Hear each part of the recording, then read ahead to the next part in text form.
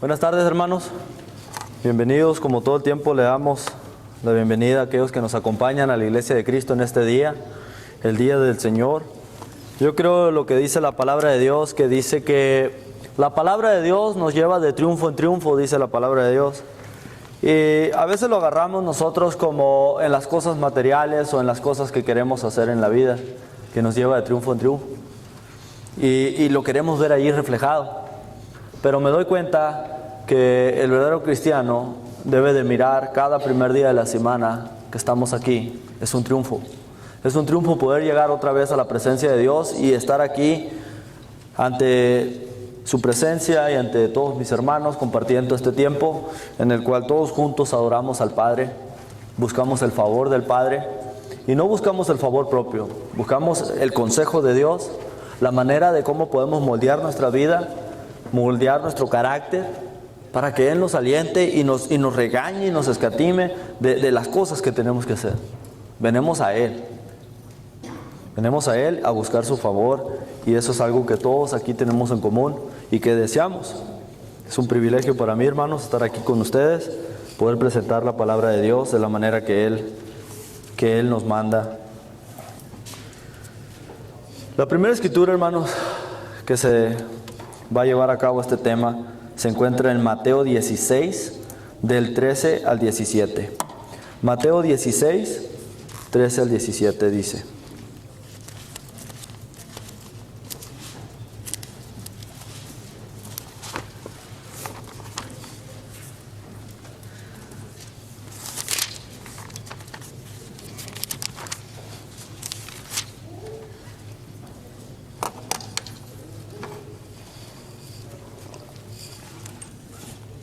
Dice: respondió Simón Pedro y dijo: tú eres el Cristo. Perdón, vamos a comenzar el 14, ¿no? O el 13, perdón, 13. Viniendo Jesús a la región de Cesarea de Filipo, preguntó a sus discípulos diciendo: ¿quién dicen los hombres que es el Hijo del Hombre? Ellos dijeron: unos, Juan el Bautista; otros, Elías; otros, Jeremías; alguno de los profetas. Y él les dijo: ¿y vosotros quién decís que soy yo? Respondiendo Simón Pedro dijo: tú eres el Cristo, el Hijo del Dios viviente.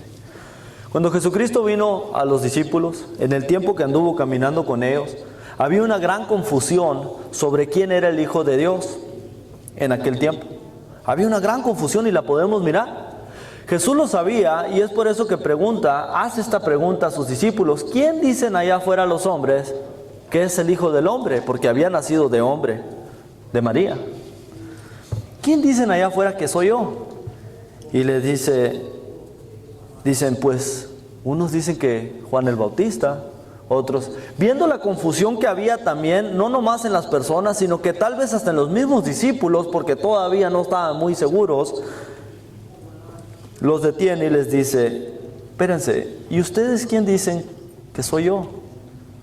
Parece ser que Pedro fue el único que tenía la respuesta. Pedro le dice: tú eres el Hijo de Dios, tú eres el Cristo. Y es por eso que Jesús le dijo: bienaventurado eres Pedro, porque esto no te lo reveló ni carne ni sangre, solamente desde arriba se te pudo revelado esto. Hoy, como en ese primer tiempo, cuando Jesús anduvo en la tierra, me doy cuenta que hay una confusión muy grande en el mundo. Hay una confusión grandísima, pero ya no es la misma. La confusión de hoy es de la iglesia. ¿Cuál es la iglesia de Cristo? ¿Cuál es la iglesia en la cual todo el mundo debería reunirse para adorar al Padre?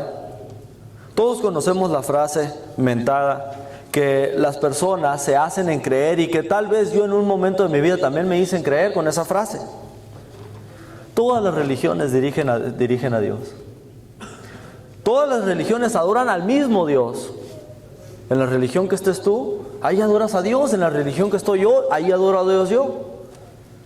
Esa es una mentira que básicamente las personas se han creado para crearnos un Dios de conveniencia. Un Dios que a mí me dice unas cosas y a ustedes les dice otras cosas, a ustedes les requiere unas cosas y a ellos no les requiere otras cosas. Es un Dios de conveniencia. Pero ¿cuál es la iglesia de hoy en día?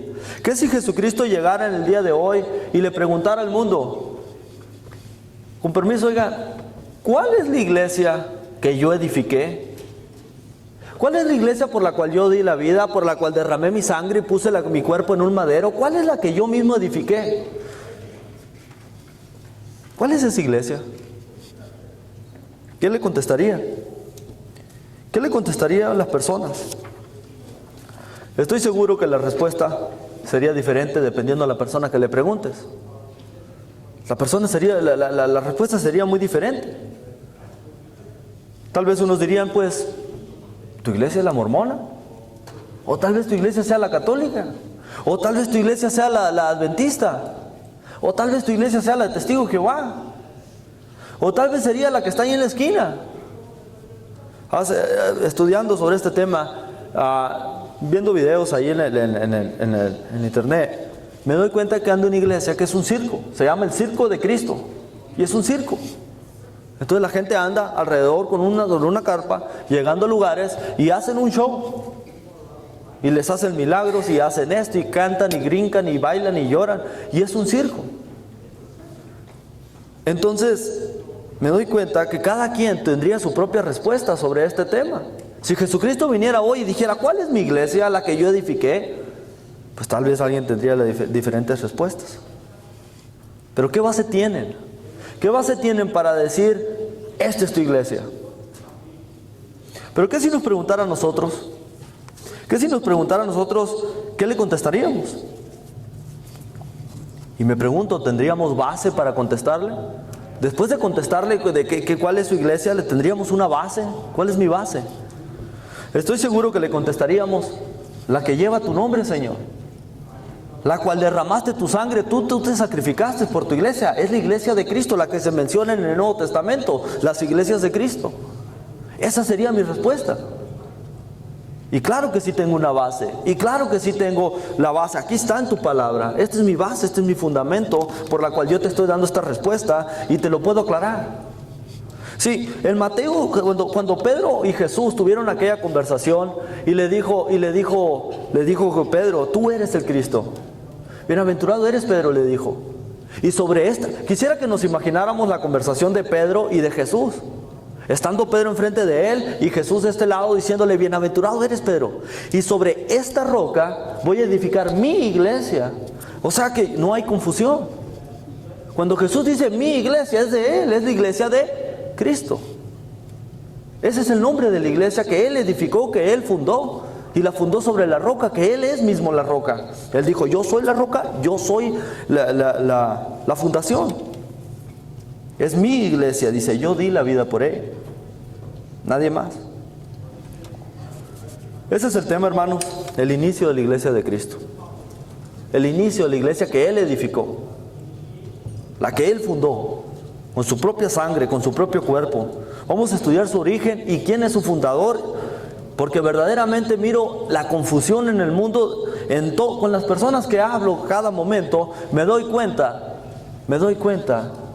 que se les hace igual ir o no ir a una iglesia, o puedes ir a una como puedes ir a la otra, pero no es así. Solamente Cristo derramó la sangre por una iglesia y Él solamente tiene pacto con una iglesia, y esa es la iglesia de Cristo. De acuerdo a la palabra de Dios, el lugar y fecha de esta iglesia fue en el año 33 de Cristo, ¿verdad? En el día de Pentecostés. En ese tiempo empezó la iglesia y salió de Jerusalén. Pero ¿cómo sabemos esto? ¿Cómo le confirmo a Cristo esto? ¿Cómo le confirmo a una persona que quiere saber de la iglesia? ¿Cómo se lo confirmamos? Pues la base nos lo dice. La palabra de Dios es nuestra base, es nuestro fundamento en el cual nosotros estamos seguros, porque lo dice aquí, lo creemos por fe. Pasemos a la escritura que se encuentra en Isaías 2, del 2 al 4.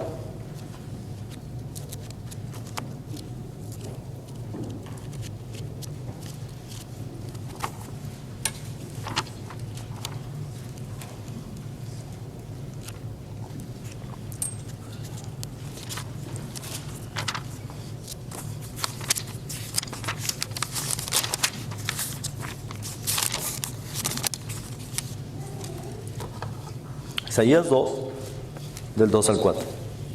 Acontecerá en los postreros de los tiempos, que será confirmado el monte de la casa de Jehová como cabeza de los montes, y será exaltado sobre los collados, y correrán a él todas las naciones. Y vendrán muchos pueblos y dirán: venid, subamos al monte de Jehová, a la casa de Jacob, y nos enseñará sus caminos. Y caminaremos por sus sendas, porque de Sión saldrá la ley, y de Jerusalén la palabra de Jehová. Dice la palabra de Dios, por medio del profeta Isaías, profetizó que de Jerusalén iba a salir la palabra de Dios, y que de Sión, del mismo cielo, iba a venir la ley. Isaías, ¿de qué hablas? Ya existía la ley. Ya existía la ley del Viejo Testamento. ¿De qué estás hablando? Hablaba de una nueva ley. Y vendrán momentos, dijo, ¿verdad?, donde va a venir la ley de Sión. Va a bajar de Sión. Y la palabra tendría que salir de Jerusalén. Estás hablando del Nuevo Testamento. El Nuevo Testamento iba a venir desde el cielo, de Sión. Iba a ser derramada a aquellos apóstoles, y ellos iban a salir de Jerusalén predicando la palabra de Dios, como dice ahí. Ellos iban a tener que predicar las buenas nuevas en Jerusalén a todo hombre, por todo el mundo. También vayamos a Lucas 24, 46 al 47. Lucas 24.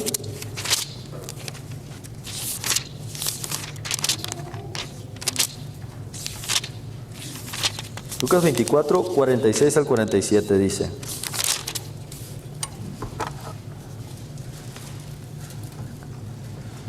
y que se predicase en su nombre el arrepentimiento y perdón de los pecados en todas las naciones, comenzando desde Jerusalén. Y vosotros sois testigos de estas cosas. Y he aquí, yo enviaré a las promesas de mi Padre sobre vosotros, pero quedaos vosotros en la ciudad de Jerusalén hasta que seáis investidos por el poder desde lo alto. Que dice que la palabra iba a tener que salir ¿de qué? ¿De dónde? De Jerusalén. Se confirma que después del tercer día de resucitado Jesucristo, ellos iban a recibir un poder en Jerusalén, y que de ahí iban a tener que salir con la palabra de Dios. Se confirma el año 33, después de la resurrección de Cristo, que saldría la iglesia de Jerusalén predicando las buenas nuevas a toda persona, el Nuevo Testamento, la nueva ley, la que vendría del cielo, como lo dice ahí en el versículo 49. ¿Qué pruebas tenemos de que esto fue así? ¿Qué pruebas tenemos para demostrar que esto verdaderamente, que estas profecías se llevaron a cabo? Jesucristo siguió hablando de estas profecías y nos dio ejemplos de las cosas que pasarían más adelante y que se cumplieron, para que podamos entender que verdaderamente esas profecías se iban a llevar a cabo. Vamos a Marcos 9, 1.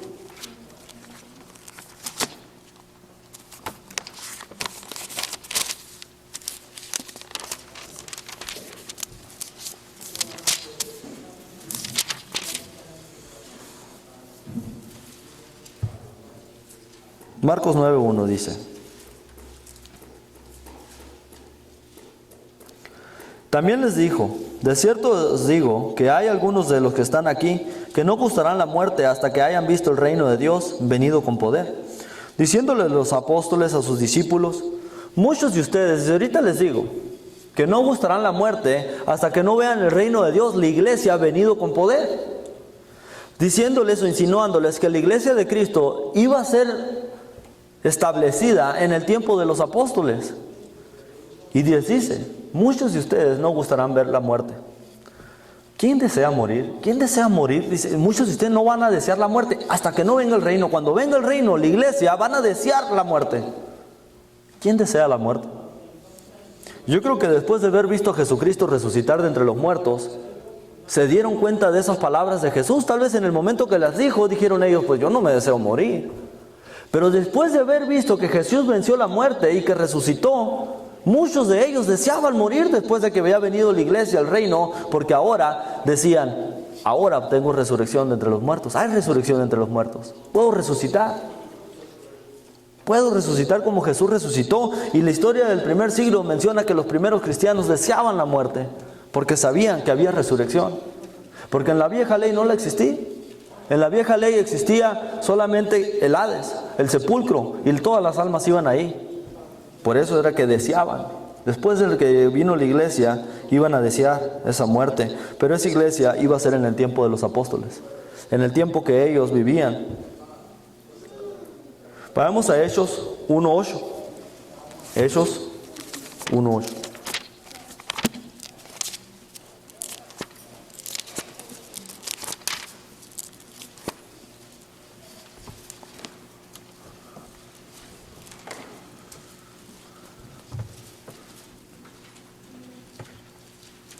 Dice, pero recibiréis poder cuando haya venido sobre vosotros el Espíritu Santo, y me seréis testigos en Jerusalén, en toda Judá y en Samaria, hasta lo último de la tierra. Pero recibís poder, dice, recibiréis poder cuando haya venido el Espíritu Santo. Jesús, hablando con sus discípulos, se daba cuenta de la inseguridad de ellos. Se daba cuenta de lo que ellos todavía dudaban. Se daba cuenta de que Pedro lo iba a negar 3 veces. ¿Cómo iba a poder ser que estos hombres iban a poder predicar la palabra de Dios? Les dice, pero recibiréis poder. Van a necesitarlo. Van a necesitarlo porque sin Él no van a poder. Y Jesucristo lo dijo, sin mí nada podéis hacer. Pero reciben este poder y me pregunto, yo me imagino que ellos dirían, bueno, ¿cómo vamos a hacer todo lo que Jesús está diciéndonos que vamos a hacer? Jesús profetizó que mayores milagros los apóstoles iban a poder hacer que los que hacía mismo Jesús. ¿Cómo iban a lograr esto? Iban a necesitar este poder. Este poder en el cual un Pedro cobarde, que lo negó 3 veces, siendo un cobarde Pedro, se levanta enfrente de 5,000 judíos y predica el primer sermón evangélico. Había recibido un poder. Ya no era el mismo Pedro, ahora era el Espíritu que hacía el trabajo de Pedro por él. Esa era otra señal, que iban a recibir el Espíritu Santo para que el reino de Dios, la iglesia, viniera con poder. En Hechos 2, del 1 al 4 se confirma. Ahí estamos en Hechos 2, del 1 al 4. Dice, cuando llegó el día de Pentecostés, estaban todos unánimes juntos. Y de repente vino del cielo un estruendo de un viento recio que soplaba, el cual llenó toda la casa donde estaban sentados. Y se les repartieron lenguas repartidas como de fuego, asentándose sobre cada uno de ellos. Fueron todos llenos del Espíritu Santo y comenzaron a hablar en otras lenguas, según el Espíritu daba que hablasen. Dice que en aquel lugar hubo un gran estruendo donde el Espíritu Santo fue derramado sobre los apóstoles. Y a partir de ahí, dice que hablaban en diferentes lenguas. Si tú hablabas cualquier idioma, te podían predicar el evangelio en tu idioma. Y estamos hablando de personas que no tenían escuela, personas que nunca fueron a una escuela para aprender a hablar diferentes idiomas. Ese poder solamente el Espíritu Santo se los podía dar. Se había cumplido la profecía que Jesús mismo les dijo, les voy a dar un poder. Cuando venga el Espíritu Santo, entonces van a poder hacer todas las cosas que yo les estoy diciendo. Se estaba cumpliendo todo lo que Jesús había hablado y los profetas sobre la iglesia, que habría de venir con un poder. Un poder tremendo que las personas se iban a dar cuenta. Iba a ser muy obvio, muy claro. A pesar de ahí venían hombres de todas partes de todo el mundo y los apóstoles les predicaban en su lengua. Y muchos de ellos, maravillados, decían, ¿cómo puede ser que estos hombres nos estén hablando en nuestro propio lenguaje? No lo podían entender, no lo podían creer. Era el poder del Espíritu Santo que trabajaba por medio de ellos. Vayamos a Hechos 2, 36 al 42. Dice,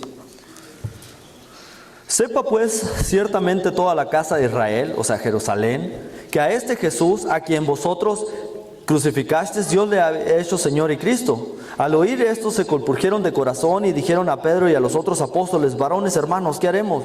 Pedro les dijo, arrepentidos y bautícese cada uno de vosotros en el nombre de Jesucristo para perdón de los pecados y recibiréis el don del Espíritu Santo, porque para vosotros es la promesa y para vuestros hijos y para todos los que están lejos, para cuanto el Señor nuestro Dios llamare. Allí podemos ver el inicio de la iglesia de Cristo. En el tiempo de los apóstoles, ¿cuándo recibieron el Espíritu Santo? En el año 33 después de Cristo. Inició la iglesia de Cristo por primera vez con 3,000 judíos que habían obedecido el evangelio. De 5,000, 3,000 obedecieron el evangelio y después fueron más y más. Este es el inicio de la iglesia de Cristo. De acuerdo a la palabra de Dios, de acuerdo al fundamento, este es el inicio. En Jerusalén salió en el año 33 y el fundador fue Cristo. Él es el único que fundó la iglesia. Les puedo asegurar, hermanos, y cada uno de ustedes lo sabe, que estamos en la iglesia de Cristo. Tenemos esa seguridad. No estamos perdiendo nuestro tiempo. Porque yo cuando estaba allá en la religión que me encontraba, estábamos perdiendo mi tiempo. Yo no sabía porque no estudiaba la palabra de Dios. Pero estábamos perdiendo el tiempo. No es la iglesia de Dios, pero ahora estamos en ella. ¿Qué tiene que ver este inicio de la iglesia de Cristo? El fundamento de la iglesia, por medio de las escrituras y los profetas desde el Viejo Testamento hasta el Nuevo Testamento, de cómo iba a iniciar la iglesia, quién iba a ser su fundador y en qué año, en el año 33. ¿Qué tiene que ver este inicio con las denominaciones de hoy en día? De acuerdo a las denominaciones, la iglesia que se formó en Roma se formó en el año 325 después de Cristo. El fundador fue Constantino. Al mirar que el reino romano, el imperio romano estaba dividido, en su desesperación agarró al cristianismo y convirtió ese cristianismo en la católica. En el año 325 fue ese inicio. La iglesia bautista se inició en 1611 después de Cristo. Su fundador fue Alexander Campbell. La iglesia mormona se formó por Joseph Smith en el año 830 en Utah, en Estados Unidos, después de Cristo. El adventista, su fundador fue Ellen White y Joseph Bates, y tuvieron muchos más fundadores, pero estos dos fueron los que sobresalieron más en esa religión. Esta religión se formó en 1831 después de Cristo. Los testigos de Jehová iniciaron en 1884 después de Cristo. El movimiento mormón lo llevó a cabo un grupo de jóvenes de una universidad que estudiaban la palabra de Dios y decidieron comenzar el mormonismo. Yo repito, ¿qué tiene que ver estos inicios, estas fechas, estos nombres dados a estas denominaciones? ¿Qué tiene que ver con la iglesia de Cristo? ¿Qué tiene que ver con los escritos en la Biblia? ¿Qué tiene que ver? La respuesta es nada.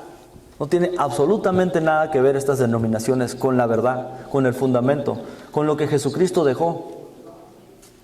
No tienen absolutamente nada que ver.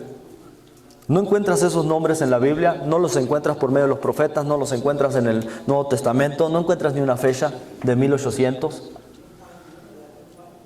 No tiene absolutamente nada que ver.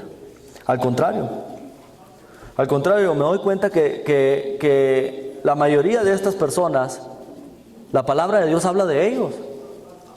Joseph Smith habló de que un ángel del cielo le habló. Este ángel del cielo, de acuerdo a la información que él dio de lo que es esta religión, dice que un ángel del cielo le habló y le dijo: ¿sabes qué? Ya no existe la iglesia de Dios en la tierra. Y yo quiero que tú crees otro libro, el libro del Mormón, en el cual voy a restablecer las leyes que he dado, que le di a Cristo, ahora te las voy a dar a ti. Un ángel del cielo dice que le dijo eso. Pues de acuerdo a lo que dice Gálatas 1:8, dice la palabra de Dios, que si un ángel del cielo nos predicare otro evangelio, que ese ángel sea anatema. O si algún profeta o algún predicador o un apóstol nos predica algo de lo que ya está escrito, que sea anatema. De hecho, habla muchas cosas de ellos, y muchos falsos profetas saldrán por el mundo y engañarán a muchos y arrastrarán a muchos, dice. Sí, hay muchas escrituras que sí hablan de ellos, pero negativamente. Que iban a levantar estas otras denominaciones para engañar a muchas personas, sí habla de ellos, pero negativamente, no que iban a formar o reformar la iglesia. ¿Cómo Cristo construyó su iglesia? ¿Cómo la construyó? Porque de acuerdo a Mateo 16, dice la palabra de Dios que le dijo a Pedro: y sobre esta roca yo voy a edificar mi iglesia. La voy a construir, la voy a edificar, dijo. ¿Cómo la construyó? Yo me pongo a pensar, yo trabajo en la construcción y construimos casas. Imaginémonos un edificio en construcción. Muchos de ustedes ya miraron cómo se levantó el edificio que estamos levantando por allá, por el sur de Tucson. Y ya se dieron un poquito cuenta de cómo trabajas desde el piso hasta arriba. Yo me pongo a pensar en la manera que construyó Jesús y le enseña a todo arquitecto cómo se debe de construir un edificio. Y de la manera que Él construyó la iglesia, así se debe construir un edificio si quisieras hacer algo. Hay unas cosas que tal vez no podríamos como Él hizo, pero vamos a hablar de ellas. De acuerdo a Mateo 16, 18, dijo Jesucristo: sobre esta roca, Pedro, voy a edificar mi iglesia. Jesucristo está edificando una iglesia en una roca. Una manera muy, se puede decir, inusual de construir. Porque cualquier persona que va a construir sabe que tiene que hacer cimientos, tiene que escarbar hoyos para poner los cimientos. Pero Jesús construye su casa sobre la roca. Eso implica que hay que escarbar en la roca y cimentar bien esta iglesia. Solamente Él pudiera hacer eso. De acuerdo a lo que Mateo 7:24 dice también le aconseja al hombre que también construya su casa en la roca. Pero sabiendo que la roca es Cristo, siendo que Él dijo: sobre esta roca voy a edificar mi iglesia, siendo Él la roca, dice Mateo 7:24, ¿a qué compararé al hombre que escucha estas palabras y las hace? A un hombre sensato, sabio, que edificó su casa sobre la roca. Van a venir ríos, vientos, van a venir miles de problemas y tú no te vas a desmayar, conocemos bien la fe, que no vas a desmayar, porque tenemos las promesas de Dios y nadie nos va a derrotar. Un matrimonio que lleva su matrimonio en la roca que es Cristo, los fundamentos de Cristo, prevalece. Nada lo va a destruir. Vamos a tener problemas, pero sabemos de dónde vienen y los vamos a atacar. Hoy en día los matrimonios se hacen pedazos porque no están fundados en la roca, están fundados en arena. Y la arena sabemos lo que es. Opiniones. Esto es lo que quiero yo. No, pero esto es lo que quiero yo y nadie lo saca de ahí. La iglesia, de acuerdo a lo que Jesús dice, iba a ser edificada sobre un fundamento muy duro, una roca, donde nada iba a poder tumbar esa iglesia. Y dijo, y las puertas del Hades van a permanecer contra ella. Nada la iba a hacer a esta iglesia. Vamos a Efesios 2, 20 al 21. Efesios 2.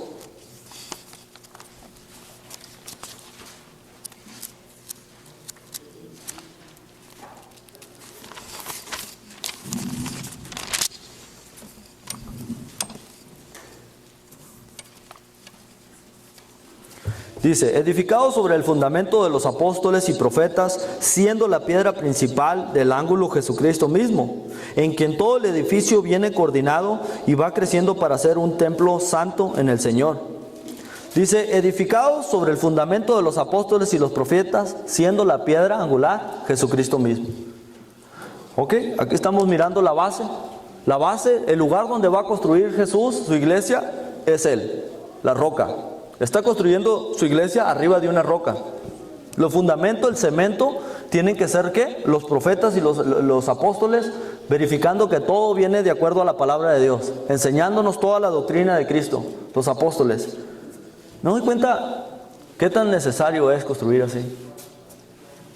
Yo vengo de México y estábamos haciendo allá, mi papá está haciendo una casa allá. Y allá lo que se hace, no se construye el cemento primero. La fundación no se hace primero se hacen las zanjas alrededor, luego se le echa el cemento, se construyen las paredes y luego adentro ya se termina el piso. Pues me doy cuenta que el piso comienza en un nivel aquí y termina en un nivel allá el cemento. Y hay unas paredes que las puedo mirar de lejos y las puedo mirar que están así, porque no tiran niveles en los cimientos. Tiran niveles lo que pueden, pero no es como debería. Ahora me doy cuenta que también trabajan aquí en Estados Unidos los arquitectos, ¿no? Primero se hace la fundación, como comenzamos aquí. Impactamos bien la tierra de manera que está bien dura, a forma de una piedra casi. Luego se echó el cemento, la fundación, los apóstoles, las escrituras, la palabra. Esa es la fundación. Y para que la iglesia pueda crecer y caminar bien como es, debe estar fundada, bien fundada. Primero la base debe estar abajo. O sea, que yo conozco la historia de Cristo. No, yo no me voy a derrumbar. Si alguien me pregunta algo, yo sé contestar. Estoy bien fundado en esta información. Entonces ahí tenemos el lugar donde Jesucristo formó la iglesia y la fundación. Ahora vamos a ver quiénes son las paredes en Primera de Pedro 2:5. Primera de Pedro.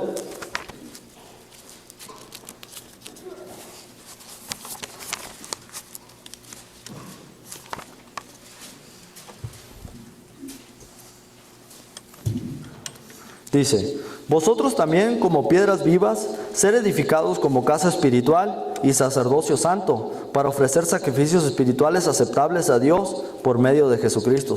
Dice: vosotros también, como piedras vivas, ser edificados como casa espiritual.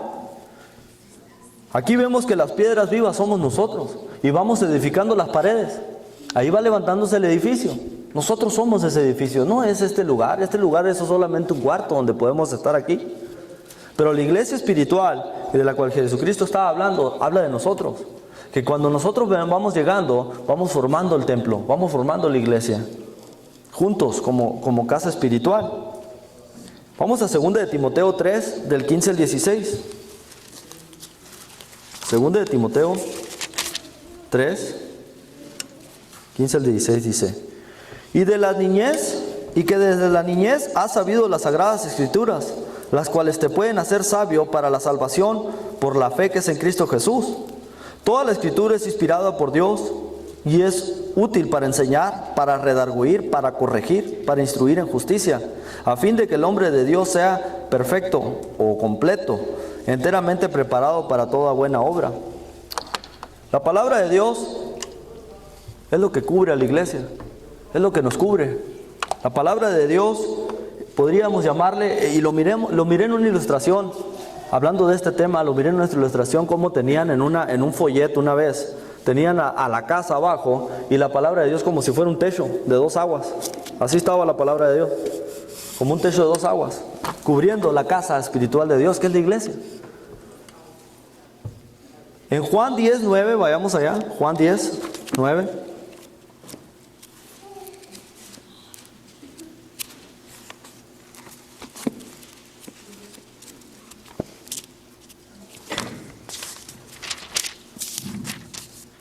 Dice: yo soy la puerta, el que por mí entrare será salvo, y entrará y saldrá y hallará pastos. Jesús dice: yo soy la puerta. El versículo 10 dice: el ladrón no viene sino para hurtar y para matar y destruir. Yo he venido para que tengas vida y para que la tengas en abundancia. Yo soy la puerta, dice. Esa puerta del edificio, esa puerta de la iglesia es Jesucristo. Y cualquiera que entre por la puerta, que es Jesucristo, dice, hallará pastos. Eso indica que verdaderamente hay personas que tal vez a veces vienen a la iglesia con diferentes intenciones. No entran por la puerta de Cristo. Dice la palabra de Dios que esas personas son salteadores y ladrones. Pero el que entra por la puerta, que es Cristo, porque obedeciste, porque entendiste, porque sabes que sin Dios no eres nada, estás entrando por la puerta. Estás entrando por la puerta, que es Jesucristo. Ahí podemos mirar una manera de construir una casa, una manera de construirla, una manera que no va a ser derrumbada, dice la palabra de Dios. Esa es la iglesia. Es importante entender cómo la iglesia se forma cada primer día de la semana que nos reunimos. Es importante entender cómo nos formamos, porque acuérdense que este edificio no es la iglesia, somos nosotros. Y nosotros la formamos por medio, nosotros somos los materiales que forman este edificio espiritual. Somos los materiales. La palabra de Dios, los profetas, nosotros como piedras vivas, formamos un edificio. Y cuando un hermano no viene, hace falta esa parte de la pared, hace falta ese pedazo de la ventana, hace falta esa parte, porque no viene, porque Cristo lo puso en este lugar para que formara esta iglesia, este cuerpo, y hace falta. Nos podemos dar cuenta que hubieron requisitos que Jesucristo puso para que cualquiera que quisiera ser parte de esta casa espiritual y los llevara a cabo, es necesario llevarlos a cabo. En Marcos 16, 15 al 16, vamos allá.